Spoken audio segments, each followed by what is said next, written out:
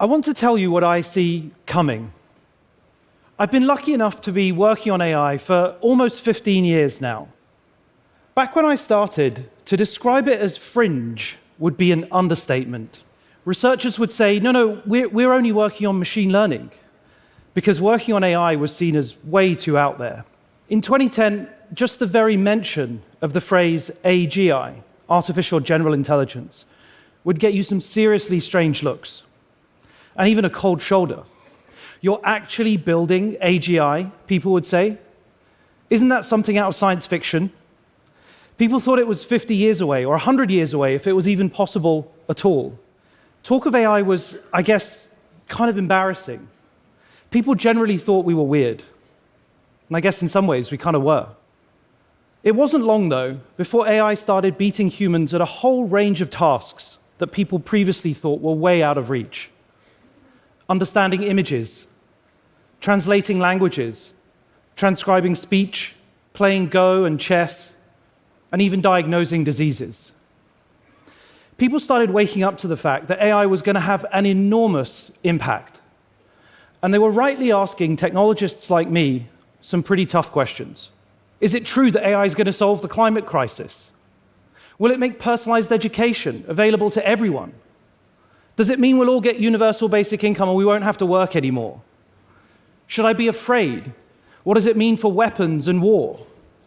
And of course, will China win? Are we in a race? Are we headed for a mass misinformation apocalypse? All good questions. But it was actually a simpler and much more kind of fundamental question that left me puzzled. One that actually gets to the very heart of my work every day. One morning over breakfast, my 6-year-old nephew Caspian was playing with Pi, the AI I created at my last company, Inflection. With a mouthful of scrambled eggs, he looked at me plain in the face and said, "But Mustafa, what is an AI anyway?" He's such a sincere and curious and optimistic little guy.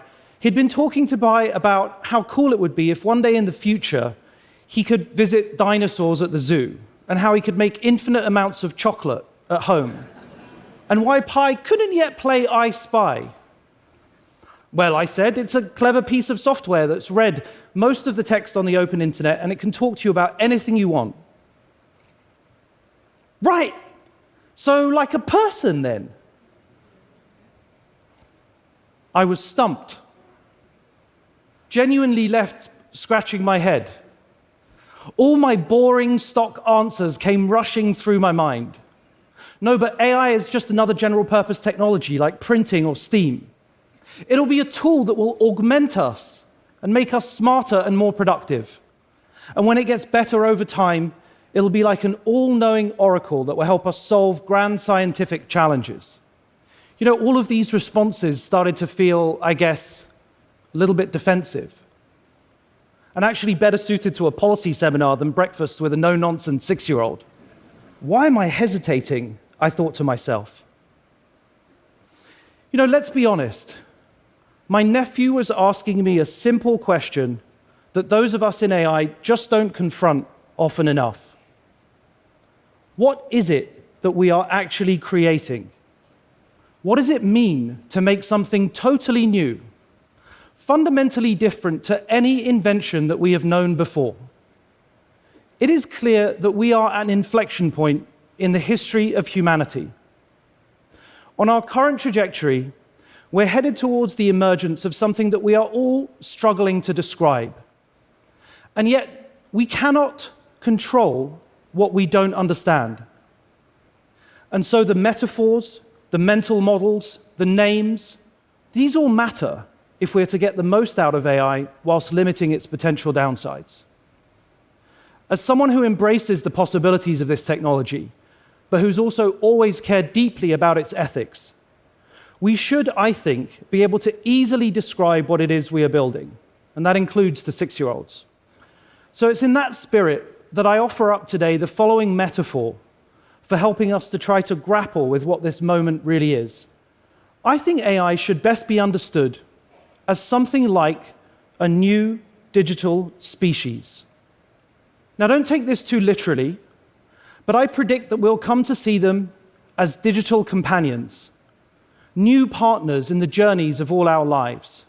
Whether you think we're on a 10, 20, or 30-year path here, this is, in my view, the most accurate and most fundamentally honest way of describing what's actually coming. And above all, it enables everybody to prepare for and shape what comes next. Now, I totally get this is a strong claim, and I'm going to explain to everyone as best I can why I'm making it. But first, let me just try to set the context.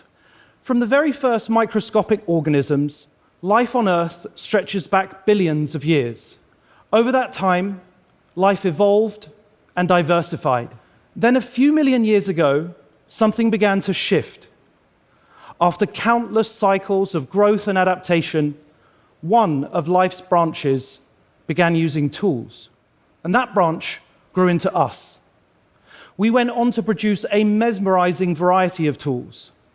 At first slowly, and then with astonishing speed, we went from stone axes and fire to language, writing, and eventually industrial technologies. One invention unleashed 1,000 more, and in time, we became Homo technologicus. Around 80 years ago, another new branch of technology began. With the invention of computers, we quickly jumped from the first mainframes and transistors to today's smartphones and virtual reality headsets. Information, knowledge, communication, computation. In this revolution, creation has exploded like never before. And now a new wave is upon us: artificial intelligence. These waves of history are clearly speeding up as each one is amplified and accelerated by the last. And if you look back, it's clear that we are in the fastest and most consequential wave ever. The journeys of humanity and technology are now deeply intertwined. In just 18 months, over 1 billion people have used large language models. We've witnessed one landmark event after another. Just a few years ago, people said that AI would never be creative. And yet AI now feels like an endless river of creativity, making poetry and images and music and video that stretch the imagination. People said it would never be empathetic. And yet today, millions of people enjoy meaningful conversations with AIs, talking about their hopes and dreams and helping them work through difficult emotional challenges. AIs can now drive cars, manage energy grids, and even invent new molecules. Just a few years ago, each of these was impossible. And all of this is turbocharged by spiraling exponentials of data and computation.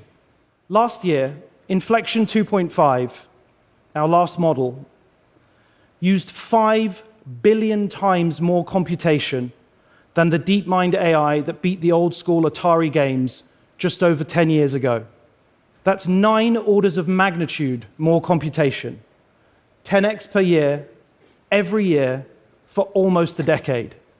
Over the same time, the size of these models has grown from first tens of millions of parameters to then billions of parameters, and very soon, tens of trillions of parameters. If someone did nothing but read 24 hours a day for their entire life, they'd consume 8 billion words. And of course, that's a lot of words. But today, the most advanced AIs consume more than 8 trillion words in a single month of training. And all of this is set to continue. The long arc of technological history is now in an extraordinary new phase. So what does this mean in practice? Well, just as the internet gave us the browser and the smartphone gave us apps, the cloud-based supercomputer is ushering in a new era of ubiquitous AIs. Everything will soon be represented by a conversational interface, or to put it another way, a personal AI. And these AIs will be infinitely knowledgeable, and soon they'll be factually accurate and reliable. They'll have near perfect IQ. They'll also have exceptional EQ. They'll be kind, supportive, empathetic. These elements on their own would be transformational. Just imagine if everybody had a personalized tutor in their pocket and access to low-cost medical advice. a lawyer and a doctor, a business strategist and coach, all in your pocket 24 hours a day. But things really start to change when they develop what I call AQ, their actions quotient. This is their ability to actually get stuff done in the digital and physical world. And before long, it won't just be people that have AIs. Strange as it may sound, every organization, from small business to non-profit to national government, each will have their own. Every town, building, and object will be represented by a unique interactive persona. And these won't just be mechanistic assistants. They'll be companions, confidants, colleagues, friends and partners as varied and unique as we all are. At this point, AIs will convincingly imitate humans at most tasks. And we'll feel this at the most intimate of scales. An AI organizing a community get-together for an elderly neighbor, a sympathetic expert helping you make sense of a difficult diagnosis. But we'll also feel it at the largest scales, accelerating scientific discovery, autonomous cars on the roads, drones in the skies. They'll both order the takeout and run the power station. They'll interact with us, and of course with each other. They'll speak every language, take in every pattern of sensor data, sights, sounds, streams and streams of information, far surpassing what any one of us could consume in 1,000 lifetimes. So what is this? What are these AIs? If we are to prioritize safety above all else, to ensure that this new wave always serves and amplifies humanity, then we need to find the right metaphors for what this might become. For years, we in the AI community, and I specifically, have had a tendency to refer to this as just tools. But that doesn't really capture what's actually happening here. AIs are clearly more dynamic, more ambiguous, more integrated, and more emergent than mere tools, which are entirely subject to human control. So to contain this wave, to put human agency at its center, and to mitigate the inevitable unintended consequences that are likely to arise, we should start to think about them as we might a new kind of digital species. Now, it's just an analogy. It's not a literal description, and it's not perfect. I mean, for a start, they clearly aren't biological in any traditional sense. But just pause for a moment and really think about what they already do. They communicate in our languages. They see what we see. They consume unimaginably large amounts of information. They have memory. They have personality.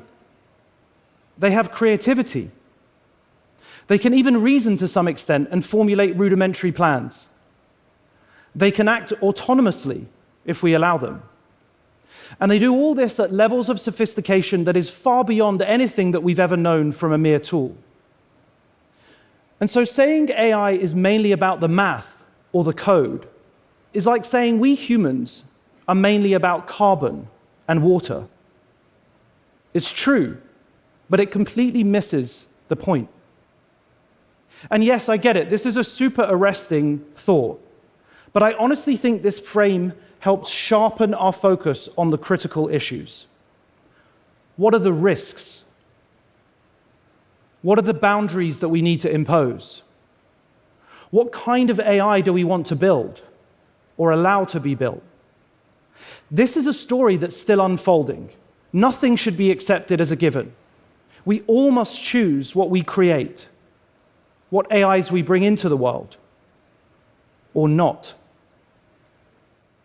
These are the questions for all of us here today, and all of us alive at this moment. For me, the benefits of this technology are stunningly obvious, and they inspire my life's work every single day. But quite frankly, they'll speak for themselves. Over the years, I've never shied away from highlighting risks and talking about downsides. Thinking in this way helps us focus on the huge challenges that lie ahead for all of us. But let's be clear, there is no path to progress where we leave technology behind. The prize for all of civilization is immense. We need solutions in healthcare and education to our climate crisis, and if AI delivers just a fraction of its potential, the next decade is going to be the most productive in human history. Here's another way to think about it. In the past, unlocking economic growth often came with huge downsides. The economy expanded as people discovered new continents and opened up new frontiers. But they colonized populations at the same time. We built factories, but they were grim and dangerous places to work. We struck oil, but we polluted the planet. Now, because we are still designing and building AI, we have the potential and opportunity to do it better, radically better. And today, we're not discovering a new continent and plundering its resources. We're building one from scratch. Sometimes people say that data or chips are the 21st century's new oil. But that's totally the wrong image. AI is to the mind what nuclear fusion is to energy. Limitless, abundant, world-changing. And AI really is different. And that means we have to think about it creatively and honestly. We have to push our analogies and our metaphors to the very limits to be able to grapple with what's coming. Because this is not just another invention. AI is itself an infinite inventor. And yes, this is exciting and promising and concerning and intriguing all at once. To be quite honest, it's pretty surreal. But step back, see it on the long view of glacial time, and these really are the very most appropriate metaphors that we have today. Since the beginning of life on Earth, we've been evolving, changing, and then creating everything around us in our human world today. And AI isn't something outside of this story. In fact, it's the very opposite. It's the whole of everything that we have created distilled down into something that we can all interact with and benefit from. It's a reflection of humanity across time. And in this sense, it isn't a new species at all. This is where the metaphors end. Here's what I'll tell Caspian next time he asks. AI isn't separate. AI isn't even, in some senses, new. AI is us. It's all of us.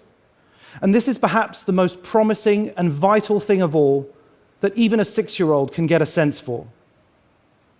As we build out AI, we can and must reflect all that is good, all that we love, all that is special about humanity, our empathy, our kindness, our curiosity, and our creativity.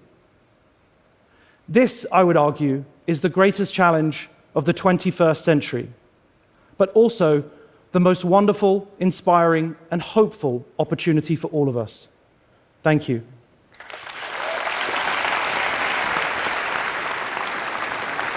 Thank you. Thank you, Mustafa. It's an amazing vision and a super powerful metaphor. You're in an amazing position right now. I mean, you are connected at the hip to the amazing work happening at OpenAI. You're going to have resources made available. There are reports of these giant new data centers, $100 billion invested, and so forth. And a new species can emerge from it. I mean, you've done, in your book, you did, as well as painting an incredible optimistic vision, you were super eloquent on the dangers of AI. And I'm just curious where, from the view that you have now, what is it that most keeps you up at night? I think the great risk is that we get stuck in what I call the pessimism aversion trap. You know, we have to have the courage to confront the potential of dark scenarios in order to get the most out of all the benefits that we see, right? So the good news is that if you look at the last 2 or 3 years, there have been very, very few downsides, right? It's very hard to say explicitly what harm an LLM has caused. But that doesn't mean that that's what the trajectory is going to be over the next 10 years. So I think if you pay attention to a few specific capabilities, take, for example, autonomy. Autonomy is very obviously a threshold over which we increase risk in our society, and it's something that we should step towards very, very closely. The other would be something like recursive self-improvement. If you allow the model to independently self-improve update its own code, explore an environment without oversight, and without a human in control to change how it operates, that would obviously be more dangerous. But I think that we're still some way away from that. I think it's still a good 5 to 10 years before we have to really confront that, but it's time to start talking about it now. A digital species, unlike any biological species, can replicate not in 9 months, but in 9 nanoseconds, and produce an indefinite number of copies of itself, all of which have more power than we have in many ways. I mean, the possibility for unintended consequences seems pretty immense. And isn't it true that if a problem happens, it could happen in an hour? No. That is really not true. I think there's no evidence to suggest that. And I think that that's often referred to as the intelligence explosion. And I think it is a theoretical, hypothetical maybe that we're all kind of curious to explore, but there's no evidence that we're anywhere near anything like that. And I think it's very important that we choose our words super carefully, because you're right. That's one of the weaknesses of the species framing, right? We will design the capability for self-replication into it if people choose to do that. And I would actually argue that we should not, right? That would be one of the dangerous capabilities that we should step back from, right? So there's no chance that this will emerge accidentally. I really think that's a very low probability. It will happen if engineers deliberately design those capabilities in, and if they don't take enough efforts to deliberately design them out. And so this is the point of being explicit and transparent about trying to introduce safety by design very early on. So thank you. I mean, your vision of humanity injecting into this new thing the best parts of ourselves, avoiding all those weird biological, freaky, horrible tendencies that we can have in certain circumstances. I mean, that is a very inspiring vision, and thank you so much for coming here and sharing it Thank you. at TED. Thank Thanks you. a lot. Good luck. Thanks a lot. Thanks, man. Appreciate it.